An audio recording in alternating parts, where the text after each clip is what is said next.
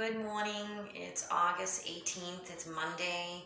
Right now it's about 7:30 in the morning, 7:45.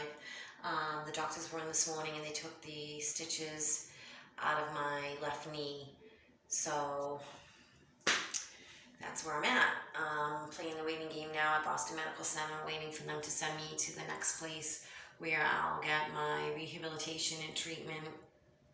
One thing that I really found funny that I do want to share, that's like one thing that's a blessing I want to say from God, even through the drug use and the illness and stuff like that, is that if you can see, this is my left knee. This is like where the surgery was done. So my leg is swollen. But what's like really funny about me, like look how like yellow my poor foot is and swollen. Like it's like a yellow brown. Okay. So they just took the stitches and stuff out.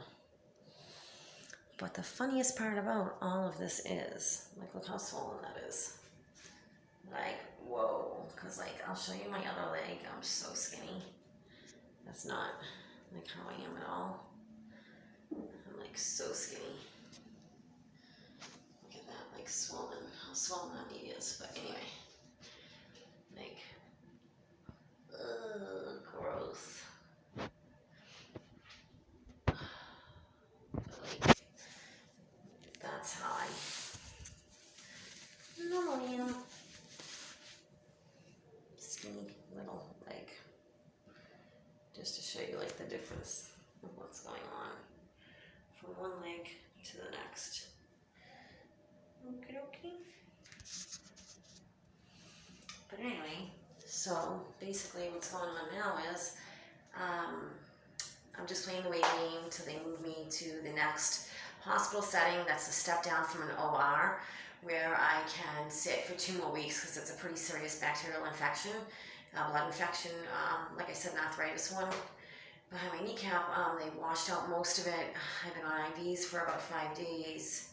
Actually, I'd say about 3 days now because I've been in the hospital about 5 days since I entered the ER. But since the operation, it's been this is the fourth morning. And so they're going to move me from here to a different facility where it's a hospital setting, but it's more laid back. You can come and go smoke cigarettes if you need to, whatnot. Obviously, half the price, I'm sure, insurance-wise, where you can get your IV administered there if you don't do it at home, where they can also send hospice at home. But I think the easier thing in general, they say, is where they just send you to this other place for a couple of weeks, even rather than just sending you home with a hospice. It's just easier for them. So they send you, when you're at Boston Medical Center, I'm going to show you where they send you. Across the way here, I was telling you about that hospital, Barbara McGinnis. Oops, that's my Dunkin' Donuts reflection in the mirror. But right across the street there, and if you look right there, there's an entrance right here. Barbara McGinnis is probably where they're going to send me to sit for 2 more weeks on an IV machine. So I'm just playing the waiting game, and as you can see, this is part of Methadone Mile. This is the side street alongside of Boston Medical Center. That's Pat's. This is where people go. There's a door up in here. If you look real close up those stairs that man's walking, the door to the left through those first floor glass windows is Pat's. It's a place that you can get help if you're an addict.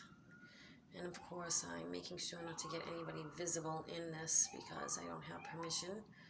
But I just want to show you a little bit of what goes on around here. The hanging out of methadone mile people. We literally just know where to go. And this is 7:30 in the morning. And you're just going to see how they just hang out and they're going to accumulate throughout the day. It's actually really sad. It's really, really, really sad. And yeah, this is a side street within the Methadone Mile area. When I do get out of here, I'm going to take you on a whole tour of the actual Methadone Mile.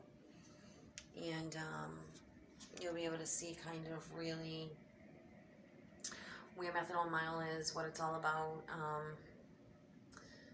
I'm even going to probably do some interviews with people. I have a lot of friends on the mile, so I'm sure a lot of people will want to get involved and won't mind to just share with you just a little bit about their story and about kind of how they ended up there, why they're still there, and just the struggle on the mile and how it is. So I'm going to take you into the mile. I'm going to take you into some secretive spots in the mile. So, like, stay tuned, because I'm going to take you places you've never seen before. Like, I know for a fact I'm going to take you places that, like, you've never seen on a video about methadone mile before. Like, all those videos with the people nodding off and falling asleep and stuff like that, that ain't nothing. You have no idea. There's a whole other world going on here. And it is not just people nodding off high. There is a whole alternate world going on right below your nose here in Boston on methadone mile. And when I tell you a dangerous one, you can't even imagine what I mean. I'm sure a lot of you have seen the news recently when they were discussing about the CO.